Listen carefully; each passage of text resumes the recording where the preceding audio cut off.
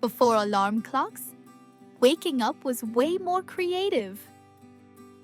Some people used candle clocks. When the candle melted to a mark, it rang a bell. In Old England, there were knocker-uppers. People paid to tap on windows to wake you up. Sailors had special steady clocks for the ocean, so they never missed their route. So next time your alarm goes off, remember, it could have been a candle or a stranger tapping your window. Hit subscribe for more fun time travel stories.